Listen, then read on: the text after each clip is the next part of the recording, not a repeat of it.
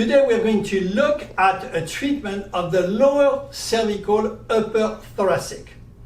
And this treatment is kind of special because the contact will be made by the thumb and the motion, the thrust, will be given by the movement of abduction of the shoulder, this way.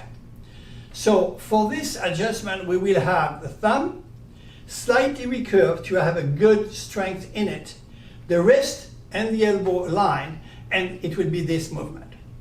And why do we use this type of contact for the lower cervical upper thoracic? Basically because we can slide, if the patient is supine, we can slide that thumb and reach the transverse process of T1 up to T2.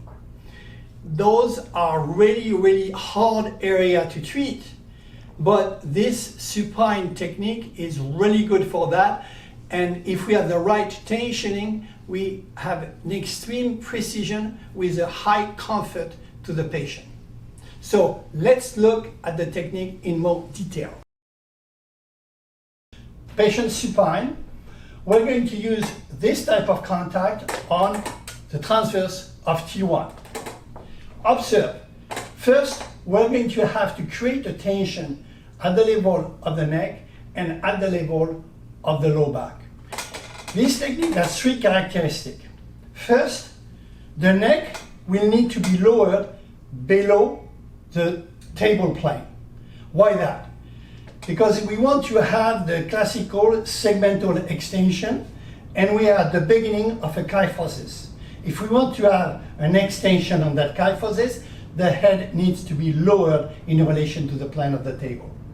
First things. Second things, we need to have a tension of the inferior arc of tension. And for that, if we have the kyphosis of the mid-thoracic at around T6, T7, we want to have it much closer to the first and second thoracic, and we are going to ask the patient to bring his feet close, very good, and slightly raise his pelvis up. And as he does that, that kyphosis is going to be shifted toward T1, T2, and we're going to create a strong caudal arc of tension. So this is an assisted technique where we are going to move a cervical block over a caudal block. So the cervical block will be created by tension, and the caudal block will also be created by tension. Harder the caudal block will be, more localized, focused the thrust will be. So the third characteristic of that technique, beside the head of the table, is the contact that we saw a little bit earlier. So now I'm going to ask my patient if you can back up off the table, please. Come back up. Back up a little bit. In this position, we have the head off the table. Having the head off the table is going to allow us to have a much better ability to lower this and to create a segmental extension at the level of C7, T1 or T1, T2. So I'm going to tuck the patient chin in, supported with my leg, and I'm going to get my contact on T1, transverse. And then I'm going to lower my patient's head and look at my elbow. I don't stay close to my elbow. My elbow should be almost at 90 degrees. And why? Because it's much easier to raise the elbow when you're at 90 degrees than if you are at that level. You will have much more strength at that level. So I want to tuck the chin in. I stuck my chin in extension for my segmental extension. I laterally bend the head toward my contact, rotate on the opposite side, and thrust. So it's the same sequence as with the other technique before.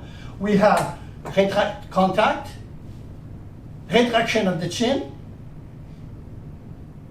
segmental extension, lateral flexion toward the contact, segmental lateral flexion toward the contact, rotation on the opposite side, and thrust. So I repeat the protocol. We tuck the chin in, and it's easier to tuck the chin prior to take the contact with this technique.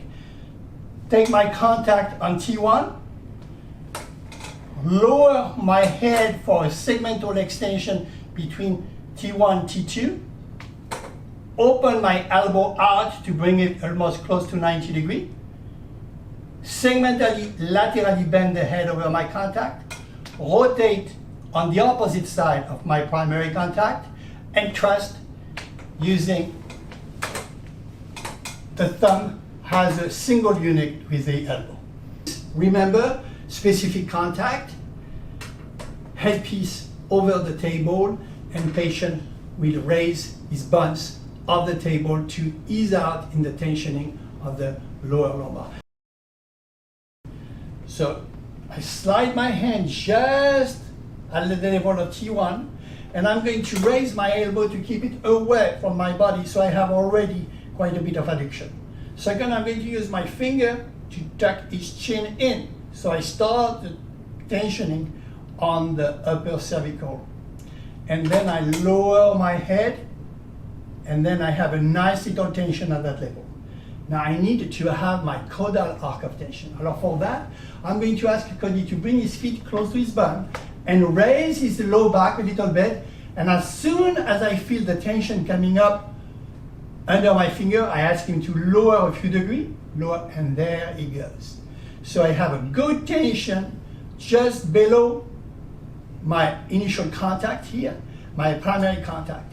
Now, I go to the other step of my technique. I'm going to segmentally, laterally bend the patient's head, and then segmentally rotate the patient's head, and there I'm ready to give that thrust, and that thrust will be a movement of abduction, elbow, thumb, elbow are in line, and there you go.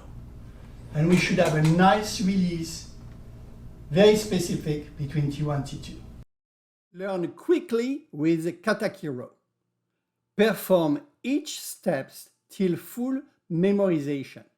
First, by visualizing plus listening. Second, by listening only. And third, on your own with no help. Doctor's actions. You are standing or sitting cephalad facing caudad. Instruct your patient to slide his head off the table. Support the head with your secondary hand. Ask the patient to bring his feet close to his buns. Prepare your contact in sequence.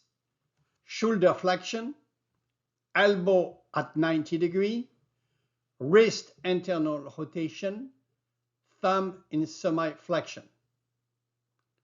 Take a thumb tough contact on the T1 transverse. Ask the patient to raise his pelvis off the table. Rectify the patient's neck with your secondary hand by retracting the chin. Lower the head below the table's plane. Laterally flex the head homolaterally. Laterally rotate the head contralaterally. Thrust with the PA portion.